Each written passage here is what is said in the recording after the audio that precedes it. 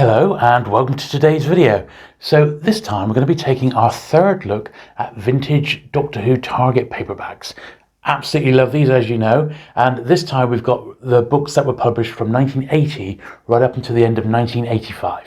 So that's what we're going to be looking at today. So sit back, relax, and let's get to it.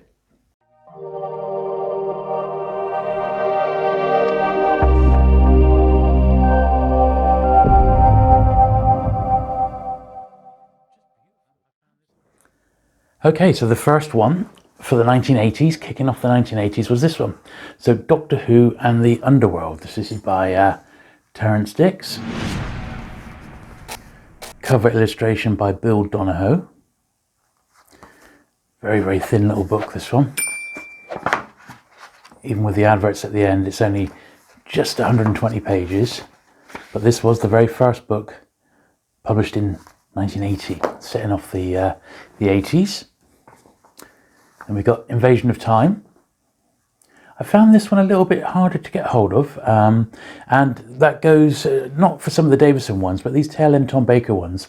Just a few of them did prove to be a little bit harder to get hold of. Remember buying this at the time, quite enjoying that one. Brilliant story, mind you. The actual televised is one of my favourites. Stones of Blood, Terrance Dicks. Yeah, again, he was knocking virtually one, it seems like one a month he was knocking out on these. Cover price of 75 pence now. So they're creeping up price-wise as well, as time is going on. Very, very thin, and they've got these plain white spines, which I'm not that much of a fan of, I have to say. Androids of Tara. This is quite a good one. I remember enjoying this at the time. It was repeated a couple of times as well. It was obviously part of the Key to Time sequence. Yet another one by Terrance Dicks. It was quite nice that they mentioned that you need to read these in sequence, in the Key to Time sequence, and also little coming soon. Because by this point, the Doctor Who books were virtually coming out monthly. Every single month you were getting a brand new Doctor Who book. Power of Kroll, Terrance Dicks again. Never quite liked that expression on Tom's face on that book cover. And then the last of the very thin white ones is Armageddon Factor. Terrance Dicks yet again. Really nice jacket, that one. Not 100% sure who the cover illustrator is of Armageddon. I don't think they mention it inside. It's not one that I recognise straight off the bat. But fantastic. I will look that one up and pop it in the video. So next, the series takes a bit of a format change. So obviously it's still paperback, but the spines start to become coloured. And I think they sort of start to improve. At least they hark back to the earlier sort of 70s period when the books all looked really colourful on spine on your bookshelf. First time in ages we've actually had an older story get televised.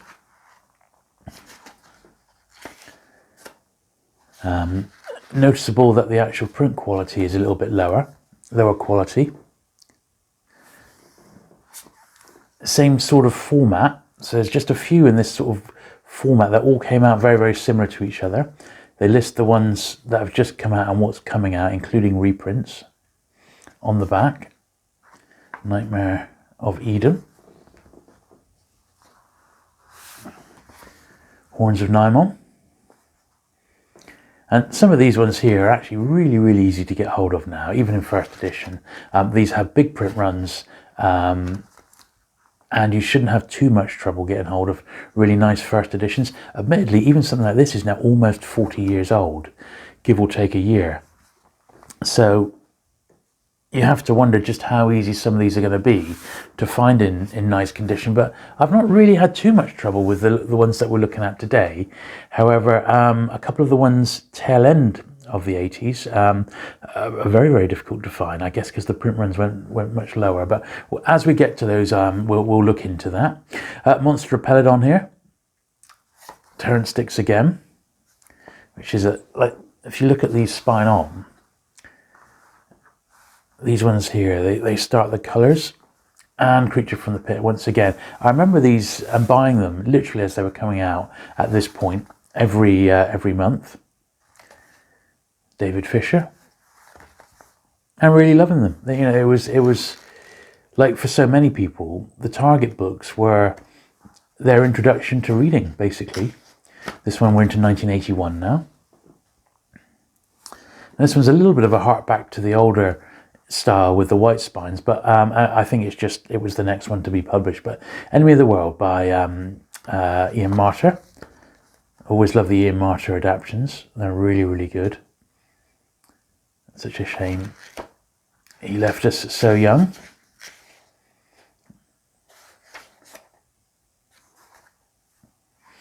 As I recall, doesn't Enemy of the World is the first ever swear word in a Doctor Who book, as I recall.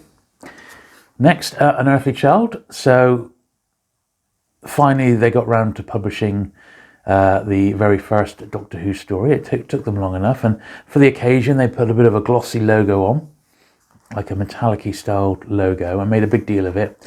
Once again, this is actually I found this quite tough to pick up a first edition copy of this one, which is why mine is not in the greatest of conditions. 1981 again, but it's not bad. It's just not perfect. Not perfect.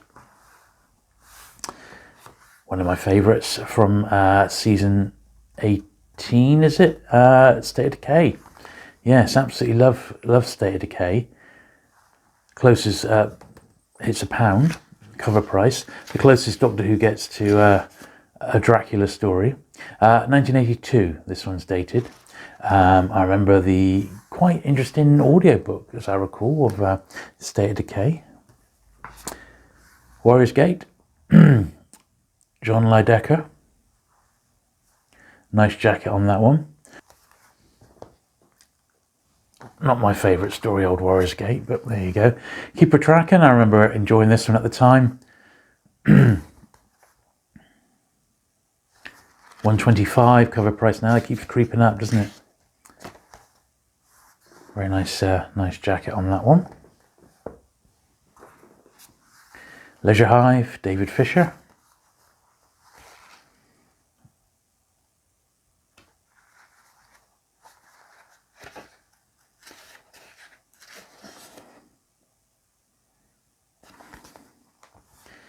And then we've got the first Davison with the Visitation. I remember picking this one up at Longleat when Davison had just been announced, so it hadn't even been televised, and this one was already out, as I recall. And Peter Davison, the actor, was there at Longleat signing them. That does not appear to be this one, but I have got a signed Davison paperback somewhere. But I remember that was the first time I ever got to meet him, and he was there in costume, which was pretty cool. Right, so that's the first stack, and that's about a third of the way. So what I'm going to do, I'm just going to pause there. I'm going to pull the camera out a little bit more so we can get a bit more in shot. Right, so now we've got full circle, Andrew Smith. Bit of a basic old cover there. But I believe Target once again were following the guidelines where when the book was published, if that Doctor wasn't the current Doctor, then they weren't really supposed to use their likeness on the front cover. So that's why going forward, older stories, this is another Tom Baker one, he's not on the front cover. It's got the older Anthony Ainley as the master instead. Don't know whether I agree with that policy or not, but you know, it seems a bit silly these days, but I guess that's how it was back in the early 80s. So some makers, so they're going back and they're filling in all the Tom Baker ones that didn't get novelized whilst Tom Baker was the Doctor. The next one was actually to be published was actually the Doctor Who Crossword Book. Now I've just popped this one in here just to put it in context, because this was the very first book that launched a whole sort of sub-series within the Doctor Who Target range, of crossword books and puzzle books and quiz books, and other non-fiction. So what I think I'm going to do, rather this odd one, this was the first one, but I'm going to do a separate series, I think, once this is all over, and some of the other non-fiction books that Target published, I shall do them all in like a separate video. Suffice it to say, this was the first one in 1982, and it did sort of launch an awful lot more. Nigel Robinson, he was the Target editor for most of the 80s and 90s. Okay, Time Flight. So this is the start of the Doctor Who books starting to have actual photo covers rather than artwork, whether it was because it was cheaper to produce, I'm sure it was. In fact, that one's been signed by Peter Davison. Or it was just for speed more than anything, you know. Let's get these books out as quickly as possible. I seem to remember Time Flight itself was first released at the Doctor Who Longleat 20th anniversary, and that's, I believe, where I bought that one first off anyway. Meglos, Terrance Dicks, and once again on the back, seeing a little list of all the books as they're being published. We're up to 135 cover price now. Castrovalva, awful cover. I really am not a fan of these picture cover ones, but it's part of Target history, and thankfully it didn't go on forever. Fort of Doomsday, another awful one. I wasn't much of a fan of the story either, to be honest. It hasn't held up very well at all, I'm afraid.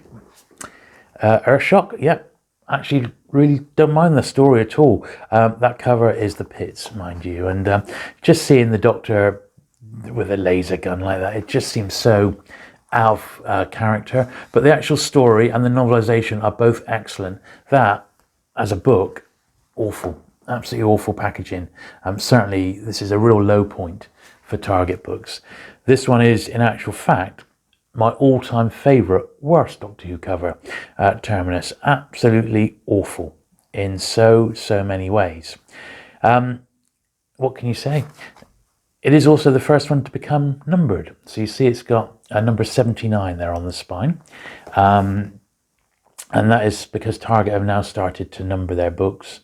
And that was, once again, I don't know if I agree with it or not, but it is what it is. It's historical now. It was a decision made back in the day, like these photo covers. Well, I suppose that's got a vague semblance of, design, but it's still absolutely awful. And why are they highlighting the gun aspect? It's like they've completely lost their way about what Doctor Who is. Because Arc of Infinity is a great story. I mean, it really is. I really enjoyed that one at the time, but this novelization is just the pits. Five Doctors, well, they did go to town on this. I mean, they did a very good job of this one. This is not the greatest, it's not the mintest of copies, but it's not bad. A really beautiful jacket by Andrew Skilleter. I remember buying this one. It was out. Obviously, the actual anniversary was the 23rd of November. The book came out about 2 weeks before. And I remember buying it that afternoon with a friend of mine. We both bought a copy. We ran home, read them literally cover to cover within a couple of hours, and absolutely loved it.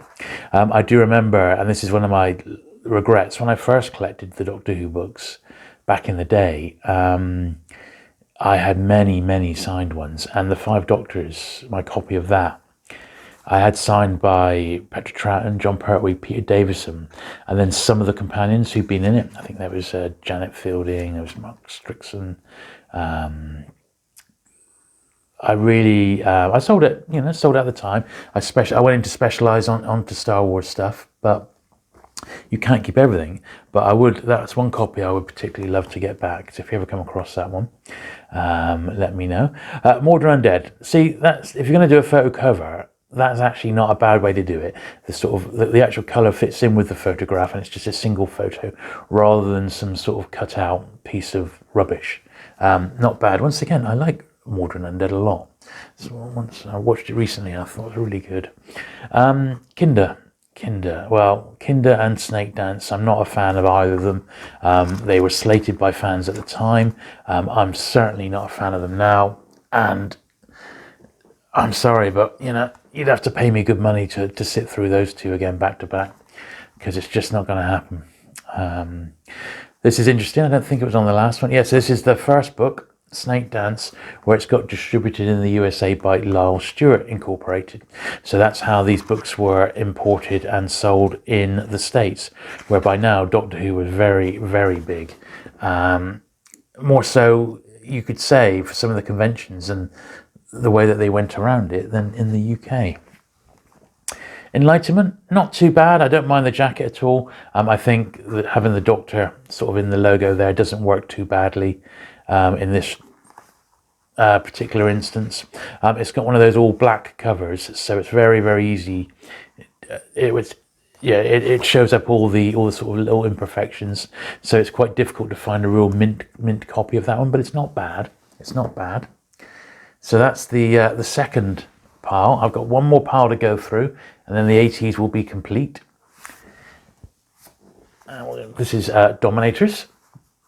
So I do love the Dominators. It's a great Troughton story. Ian Martin did an excellent job with the adaptation, and I seem to remember this one had been repeated in the Five Faces of Doctor Who BBC season of repeats back in about, when was that?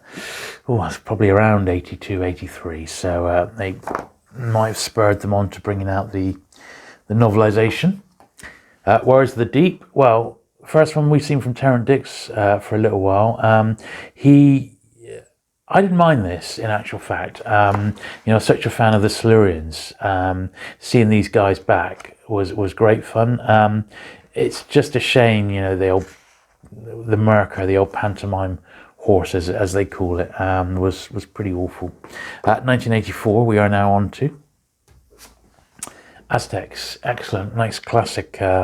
William Hartnell, John Le Carrotti did the adaptation, and he did a really good job as well. We'll see we're up to £1.50, and the distributors have gone from Lyle Stewart in the USA, you got Canada, Australia, and New Zealand. So the Doctor is getting around a bit. Nice copy of that one. I remember buying this one, Inferno. I had it in hardback as well as paperback. Really great adaptation of one of my favourite Pertwee stories. Just love Inferno. It's season 7, I believe. Fantastic stuff, and it's a good book as well. And I also, it just is a great novelization. Obviously, they had 6 episodes to play with, so the book is quite fast-paced, as I recall. This is great. I'm amazed it took them this long to actually publish it, but this is The Highlanders, and a very worthy adaptation of this one. Oh, I would just love to see the original of this, if it ever does get recovered. Jerry Davis. Great likeness of Fraser Hines there. Yes. Good stuff, The Highlanders. Frontios, really underrated. I like Frontios a lot, and I think it's an underrated story. Christopher H. Bidmead did the novelization. Apparently the actual script writing and editing of this was quite fraught, and caused a lot of tension on set. Planet of Fire, a great novelization, brilliant story. The end of, or rather the introduction of Perry, as I recall. Perpigillion Brown, yeah, good stuff. Planet of Fire, don't mind that one. And of course it leads directly into The Caves of Androzani, which is one of my all-time favourite Doctor Who, certainly up in the top 5. I had the great pleasure of meeting director Graham Harper on a couple of occasions.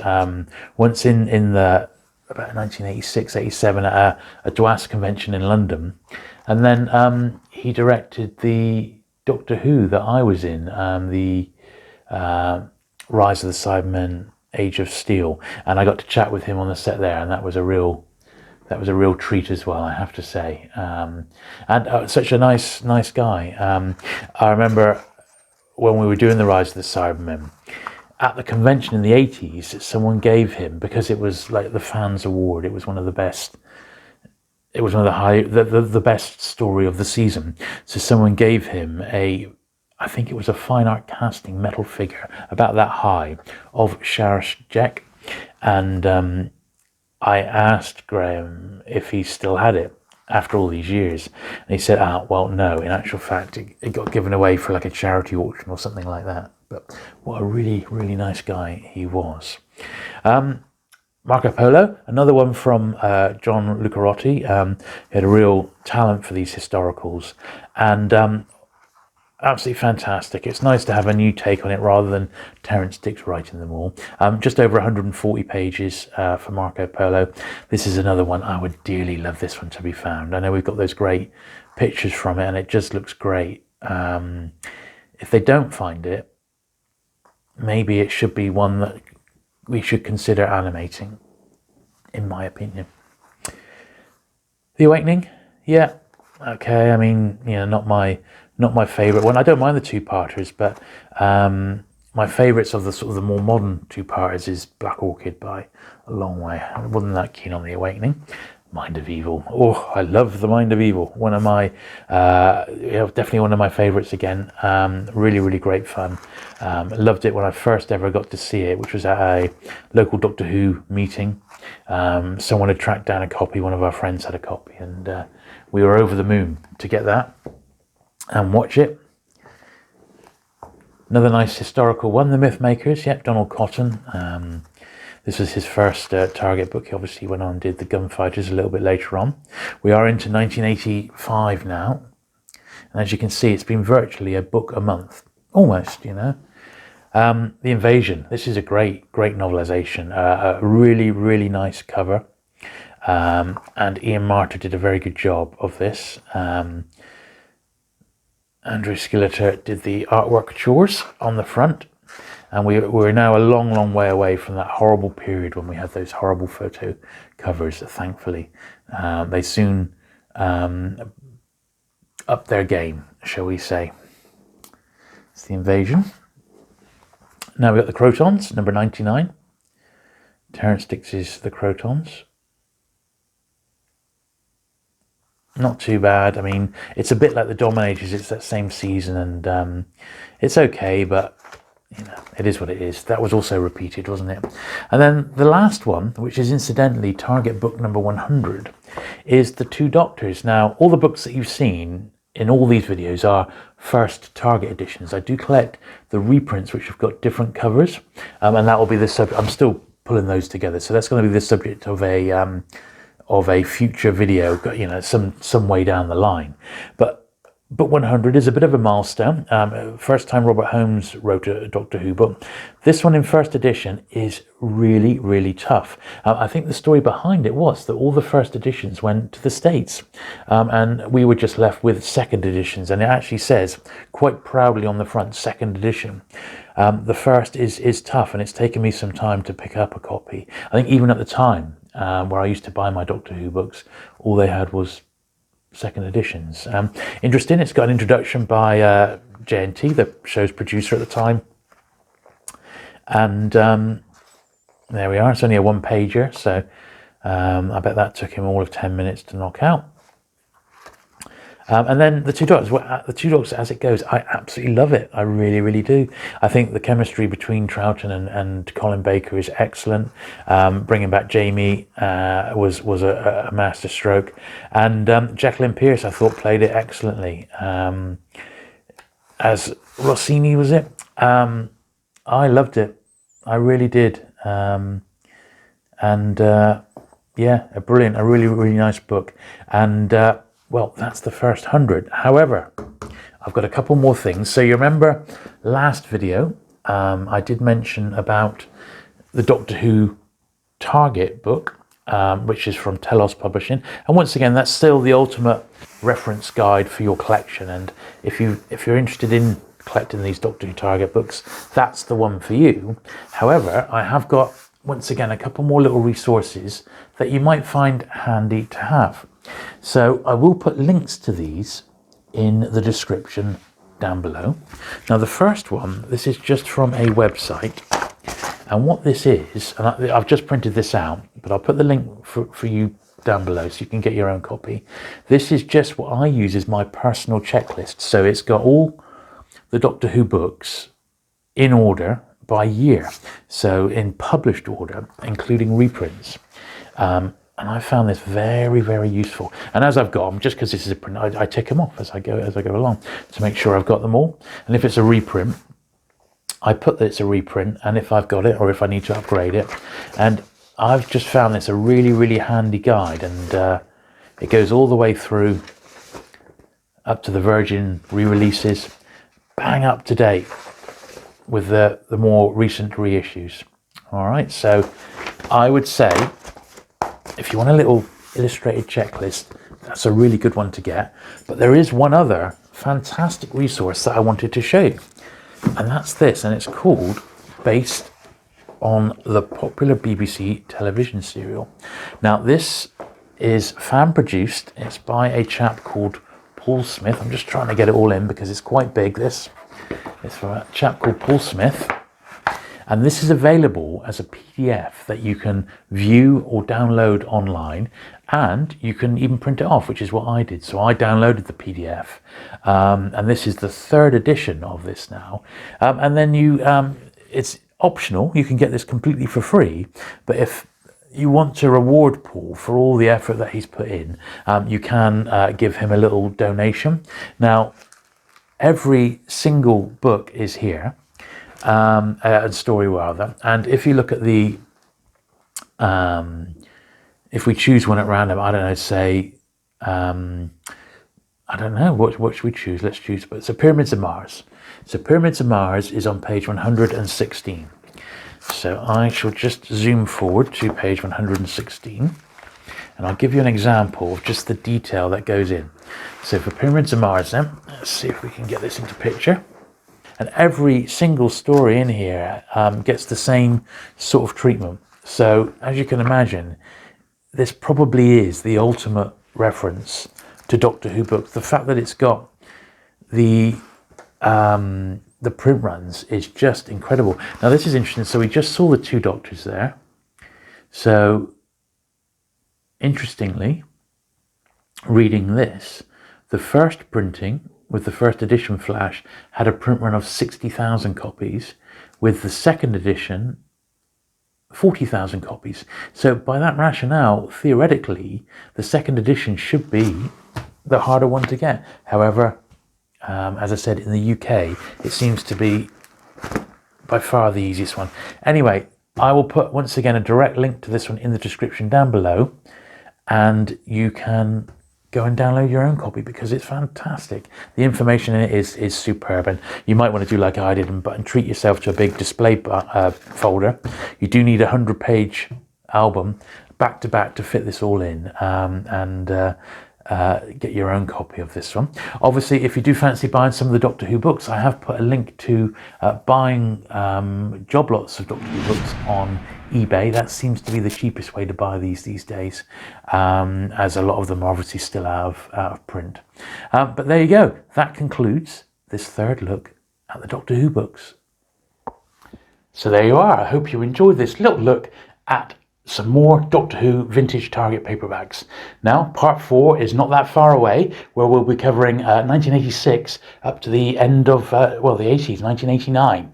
I've got a couple of gaps just to fill in, and then I'll be ready to film that one and bring it to you.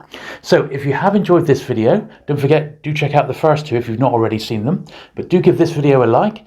Do hit that subscribe button because I've got lots of other Doctor Who content on the channel, and I've got lots more planned. Thanks once again for watching. I look forward to seeing you again soon. Bye.